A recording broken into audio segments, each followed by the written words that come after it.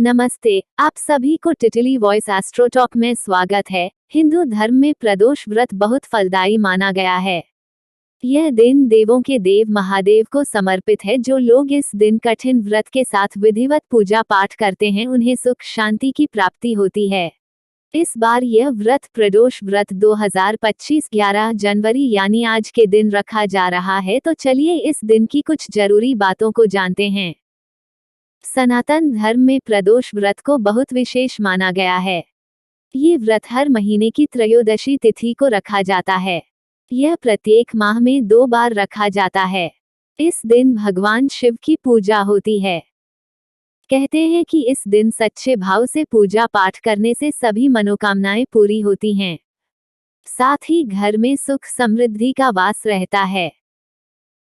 वैदिक पंचांग के अनुसार दिन शनिवार यानी आज 11 जनवरी को शनि प्रदोष व्रत 2025 रखा जा रहा है। इस दिन शाम के समय की पूजा का विशेष महत्व है। साथ ही कहते हैं कि यह व्रत तभी पूरा होता है जब इसकी कथा का पाठ किया जाए। ऐसे में जो लोग व्रत कर रहे हैं उन्हें इस दिन की व्रत कथा जरूर पढ़नी चाहिए, जो इस प्रकार है।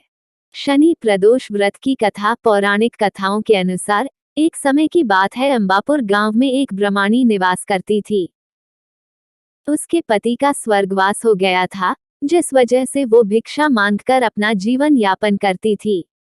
एक दिन जब वह भिक्षा मांगकर लौट रही थी तो उसे 2 नन्हे बालक दुखी अवस्था में मिले, जिन्हें देखकर वह काफी परेशान हो गई थी। वह सोचने लगी कि इन दोनों बालक के माता पिता कौन हैं।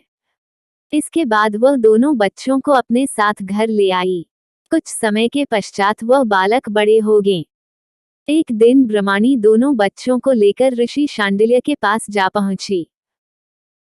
ऋषि शांडिल्य को नमस्कार कर वह दोनों बालकों के माता पिता के बारे में जानने की इच्छा व्यक्त की। तब ऋषि शांडिल्य ने बताया कि हे देवी, ये दोनों बालक विदर्भ नरेश के राजकुमार हैं। गंधर्व नरेश के आक्रमण से इनका राजपाट छीन गया है, अतः ये दोनों राज्य से पदच्युत हो गए हैं। यह सुन ब्राह्मणी ने कहा कि हे ऋषिव, ऐसा कोई उपाय बताएं कि इनका राजपाट वापस मिल जाए। जिस पर ऋषि शांडिल्य ने उन्हें प्रदोष व्रत करने के लिए कहा। इसके बाद ब्राह्मणी और दोनों राजकुमारों ने प्रदोष व्रत का पालन भाव के साथ किया। फिर उन दिनों विदर्भ नरेश के बड़े राजकुमार की मुलाकात अंशुमति से हुई। दोनों विवाह करने के लिए राजी हो गए। यह जान अंशुमति के पिता ने गंधर्व नरेश के विरुद्ध युद्ध में राजकुमारों की सहायता की, जिससे राजकुमारों को युद्ध में विजय प्राप्त हुई।